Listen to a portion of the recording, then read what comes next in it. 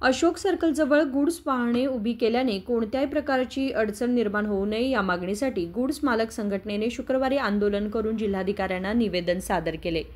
गेल्या 50 वर्षांपासून राष्ट्रीय महामार्ग क्रमांक 4 व जुन्या पीबी रोड लगत असलेल्या जनावरांच्या गोठ्याजवळ आम्ही आमची टेम्पो वाहने उभी करतो। आम्ही आर्थिक संस्थांमधून कर्ज घेऊन वाहने खरेदी करून दैनंदिन उदरनिर्वाहासाठी मोठ्या व्याजदराने परतफेड करत आहोत। तरीही आम्ही कोणत्याही व्यक्ती, संस्था अथवा सार्वजनिक ठिकाणी त्रास न देता आमचा व्यवसाय प्रामाणिकपणे सुरू ठेवलेला आहे, असे निवेदनात नमूद करण्यात आले। ಅಲ್ಲಿ ಹೆಚ್ಚಾಗಂತೆ ಅದನ್ನ ತೆಗೆದ ನಮಗ ದನಗೋಳ ಪ್ಯಾಟಿ ಎದುರಿಗೆ ಈ ಗಾಡಿ ನಿಲ್ಲಿಸೋಸಲಾಗಿ ಮೊದಲು ಪೊಲೀಸ್ ಅಧಿಕಾರಿ PSI CPI ಬಂದ ಕಾರ್ ನಮಗ ಒಂದು ಅವಕಾಶ ಮಾಡಿಕೊಟ್ಟಿದ್ರು।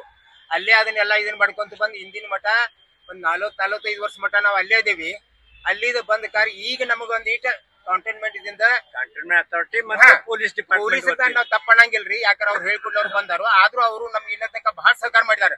ಪೊಲೀಸ್ ಡಿಪಾರ್ಟ್ಮೆಂಟ್ ಸರ್ಕಾರ ನಮ್ಗೆ ಇಷ್ಟ ಮಾಡಿದಾರಲ್ಲ, ಅವ್ರನ್ನ ಮರ್ಯಾಕಂಗಿಲ್ಲ। ಆದ್ರೂ ಇದನ್ನೆಲ್ಲ ತನ್ನ ಗಮನಕ್ಕೆ ತಗೊಂಡ್ಕಾರ ಈ ವಿಷಯ ಬದ್ದಲ್ಲ, ಯಾಕಂದ್ರೆ ನಾವೆಲ್ಲ ಬದುಕೋದನ್ನ ಅದ್ರ ಮ್ಯಾಗ್ರಿ ನಮ್ ಹೆಂಡ್ರ ಮಕ್ಕಳ ಅನ್ರಿ ನಮ್ಗೆ ಅದ ಒಂದು ಮೇನ್ ಉದ್ಯೋಗ ಆಗೈತಿ।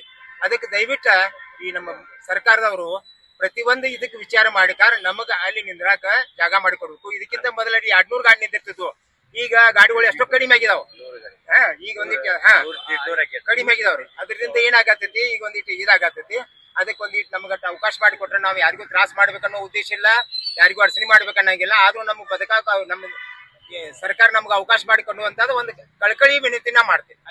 आम्ही सर्वजण या टेम्पो व्यवसायातून मिळणाऱ्या उत्पन्नावरच अवलंबून आहोत आणि आजपर्यंत आम्ही सरकारकडे कुठल्याही नोकरीची मागणी केलेली नाही, अशी नम्र विनंती निवेदनाद्वारे करण्यात आली आहे। विनोद कोलकार, KMM मराठी, बेळगाव।